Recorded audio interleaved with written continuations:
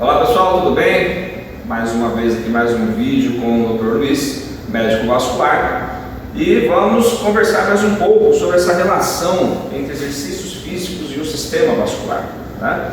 Antes disso, se inscreva no nosso canal no YouTube, sigam nossas redes sociais, no Instagram, Facebook e conteúdo para vocês também no institutomymove.com.br. Dr. Luiz, mais uma vez, obrigado pela presença.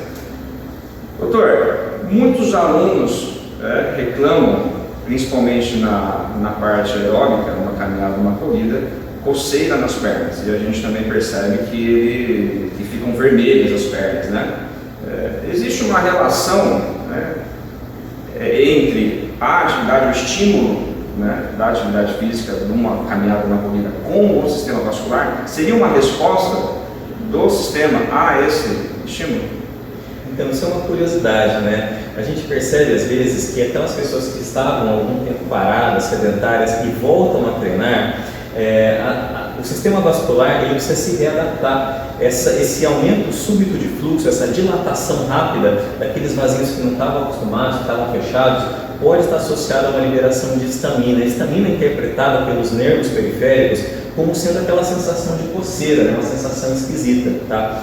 Geralmente, com o passar do tempo, com a readaptação, quando a pessoa volta àquela rotina regular, não só os vasos estão mais adaptados, já não vão se sobredistender da mesma maneira, como também o cérebro não vai mais entender que aquilo é uma normalidade, que aquilo é uma irritação. A sensação de coceira tende a desaparecer. É lógico que a pessoa tem que ficar atenta também a outras coisas que podem estar acontecendo, né? Por exemplo, as roupas são algo importante, a pessoa tem que usar roupas adequadas, ela tem que ter uma roupa que permita aquela transpiração, que permita a evaporação. Ela tem que ver também se ela está usando algum produto que ela é alérgica, tanto da fibra da roupa, quanto aquele produto de limpeza, né? Que colocou na roupa o sabão de limpeza, ou amaciante. Então, coceira é uma coisa assim, é um trabalho de detetive. Tem que realmente considerar todos os fatores para tentar entender o que pode ter sido.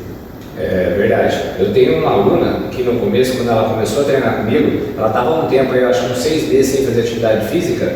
Eu colocava ela na esteira um pouquinho para aquecer, ela começava a falar que estava coçando, e ela é bem branquinha, coçava o corpo inteiro. A gente foi pela essa questão de tentativa de acerto e erro, né? Eu acredito que seja por você ter ficado muito tempo sedentário aí, sem fazer nada. Então isso estava fazendo com que a sua vascularização aí está tendo essa alteração, e aí você vai passar conforme o tempo. E foi dito e feito, ela começou a fazer exercício, toda gente brigava um pouquinho e falava, não, vai fazer esteira um pouquinho, vai fazer um pouquinho. E hoje ela não sente mais nada, está tudo tranquilo, parou a coceira e ela segue firme treinando. Muito bom. Então, pessoal, tem uma certa relação, né, questão da adaptação, e então surgindo esse problema, alguma reclamação de algum aluno, a gente já sabe a partir de agora como orientar, né, como agir. Bom, vamos lá, um outro assunto, Dr. Luiz. Esse um pouco mais preocupante, vamos dizer assim, eu acredito pelo menos que seja, devido ao tratamento que, pelo que a gente escuta, não é fácil, que é a trombose, né? O exercício físico, primeiramente eu acho que valeria uma base, né, do que é a trombose, e a partir daí o exercício físico ele pode evitar o surgimento, e já estando a trombose instalada, haveria orientação do exercício?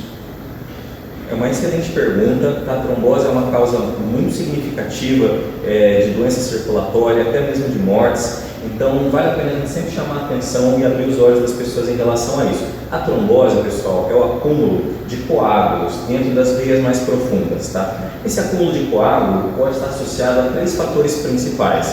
Um fator é a pessoa ter, vamos dizer assim, o sangue mais grosso, né? A gente fala isso de uma maneira simples, mas isso tem um nome, chama-se trombofilia. A pessoa tem alguma característica que pode ser natural, genética ou até adquirida, temporária, para que o sangue dela tenha uma tendência maior de formar coágulos. Vou dar um exemplo. Algumas pessoas têm fatores genéticos, né? A pessoa tinha na família um pai, um avô, alguém que já teve trombose e ela acabou herdando aquela característica. Existem também algumas doenças, por exemplo, as doenças neoplásicas, os cânceres, eles aumentam muito a chance de coágulos no sangue. Então, esse é o primeiro fator.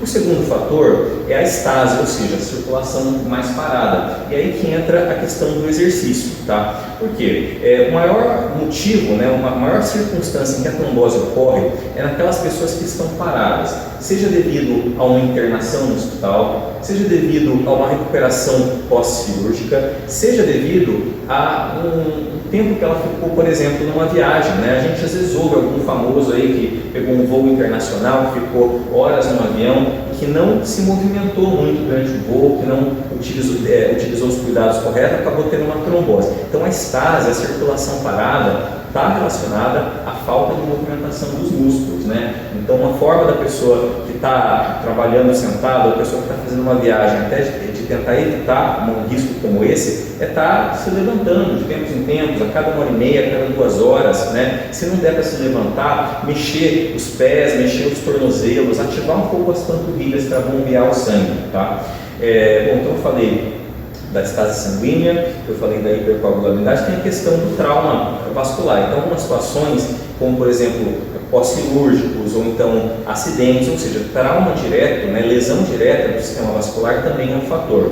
Então, esses são os principais fatores. A gente avalia a pessoa em relação ao risco de trombose, principalmente em relação ao histórico familiar, ao histórico pessoal e a presença dessas situações, eventuais doenças que podem afetar a coagulação do sangue, tá? Então assim, deixa eu ver se eu entendi, né? Para a pessoa ter uma trombose durante um voo de 4 horas, pode ser qualquer tipo de pessoa, ou ela tem uma predisposição genética ali, na família no caso, e aí acontecer isso. Ou no caso, eu não tenho, mas se eu fizer uma viagem dessa, pode acontecer comigo também. Pode acontecer. O risco de trombose, ele afeta todos, tá? Eu acho que na pessoa que não tem nenhuma predisposição, o risco é menor, mas ela pode acontecer da mesma maneira numa situação de risco, como essa, de mobilidade, tá? É lógico que às vezes a pessoa não sabe que ela tem uma característica específica, uma característica genética, e aí ela faz uma viagem como essa, sem devidos cuidados, sem devida proteção, e acaba desenvolvendo um evento trombótico, tá? Muitas vezes a gente só vai saber que ela tinha algum evento, alguma predisposição, depois que ela teve trombose. A pessoa tem a trombose, nós fazemos o tratamento e depois que nós vamos tentar entender o porquê que isso aconteceu, tá? Mas via de regra, viagens como essa que você falou, 3 horas ou mais, a pessoa tem que ter esse cuidado de tentar se levantar a cada 1h30 mais ou menos, levantar um pouquinho para circular, ou então na cadeira, movimentar os pés e os tornozelos, fazerem flexão e extensão, fazerem rotação interna, rotação externa, tá? E uma outra forma é o uso de meias elásticas preventivas. Então existem algumas meias elásticas que são um pouquinho mais apertadas do que as meias normais e por isso elas diminuem um pouco o calibre dessas veias, entenda. Uma veia sobredistendida tem maior chance de formar coágulos, né, devido a essa estase, devido a essa circulação retida.